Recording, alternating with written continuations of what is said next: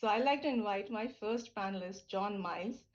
Please come forward, share your screen, and teleport us to Japan, and let's come back with a split system to the US. No, thanks, Rajesh.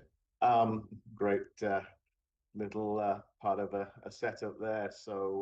Good morning to everybody. I'm John Miles. I'm with the ECO2 Systems. We are the people that are bringing you the SANCO2 split type heat pump water heaters. So, with all of that said and done, let's jump on in here and talk about split type heat pump water heaters. So, we've listened to Vidisha in terms of where the product realistically, I mean, we can go back and look in the 50s or whatever, but the product that we bring to you was a lot of work in the Japanese marketplace, mostly because of the way that the Japanese um, utilities are, in the fact that you move out of Tokyo or somewhere like that, and there is no gas, natural gas, so everything was propane, oil, or electric, and they wanted to move to something much more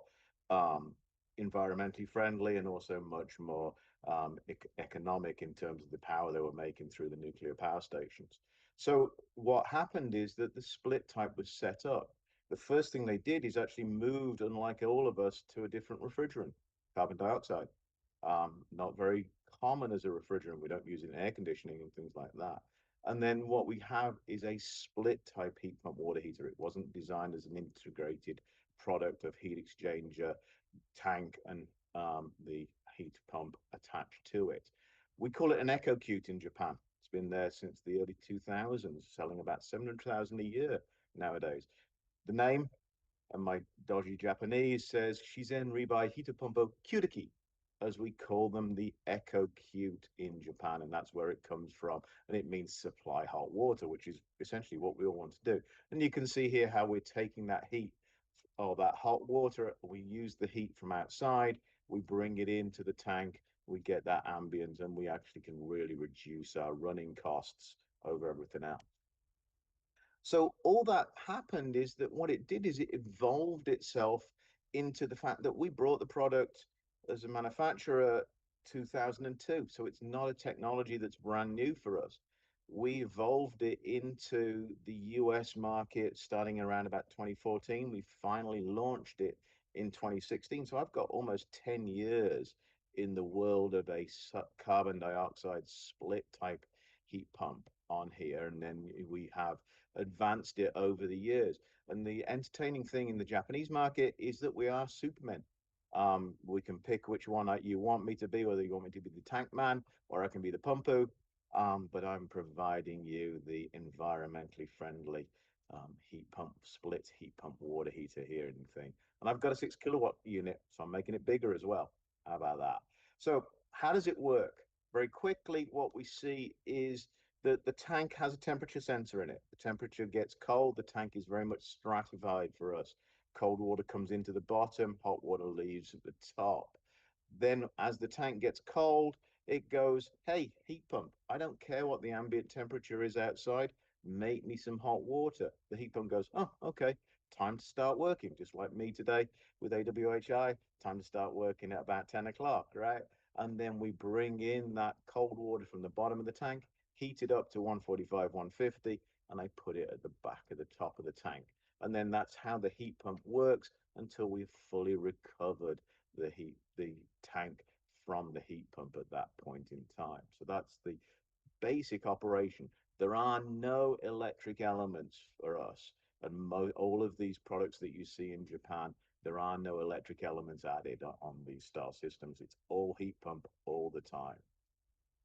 So a little bit more detail in terms of the heat pump itself. Won't bother you with everything because you can see this.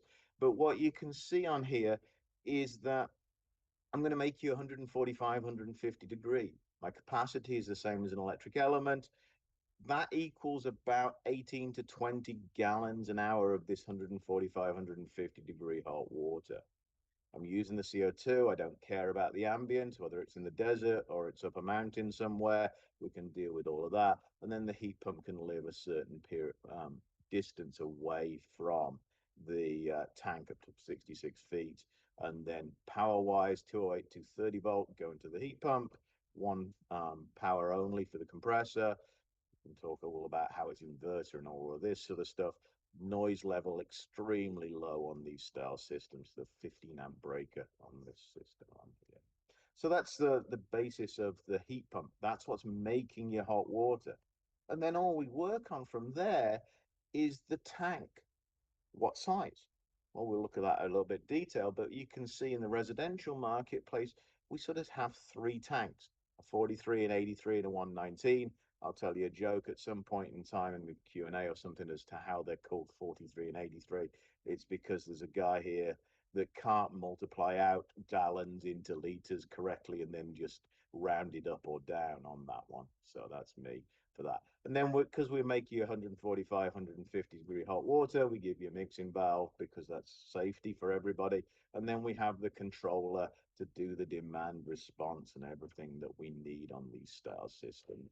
So that's one of those things that we're trying to get together for everybody on these settings.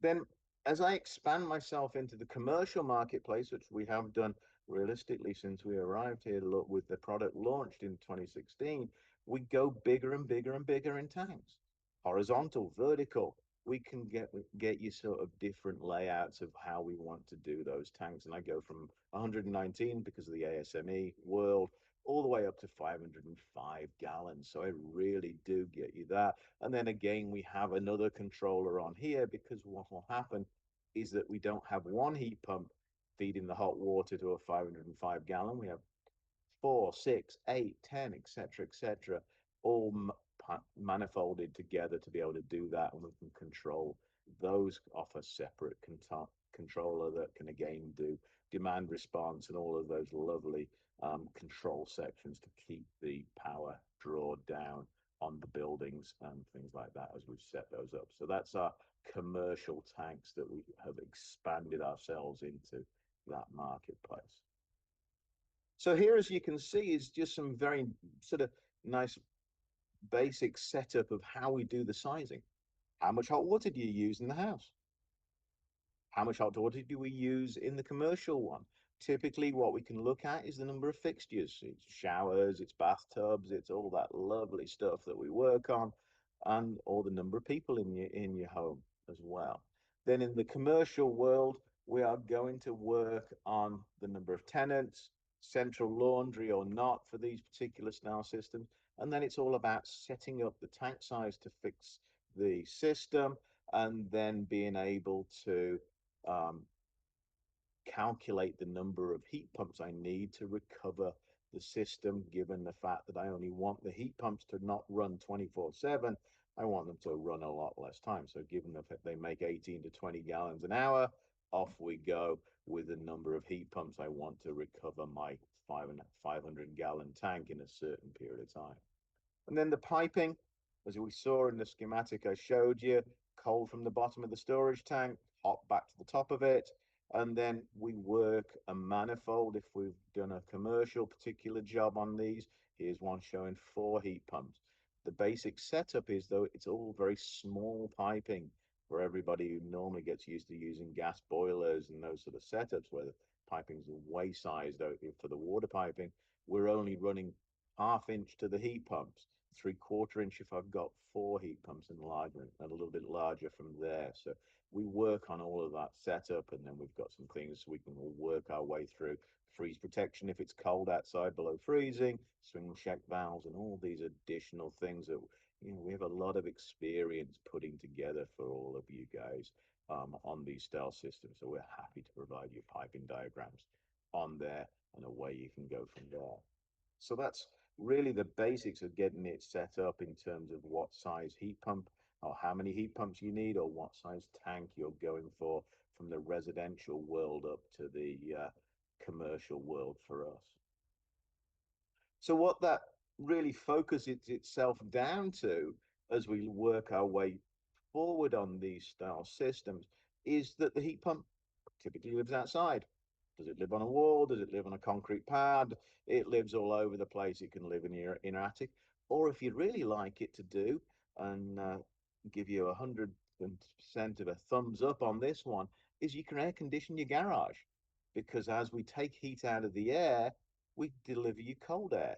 So when we're recovering the tank inside of your home with the heat pump in the garage, it's giving you air conditioning in the garage, which makes it nice and easy to be able to go and do a lot of things out there for yourself if you want to spend your weekends out there and do those.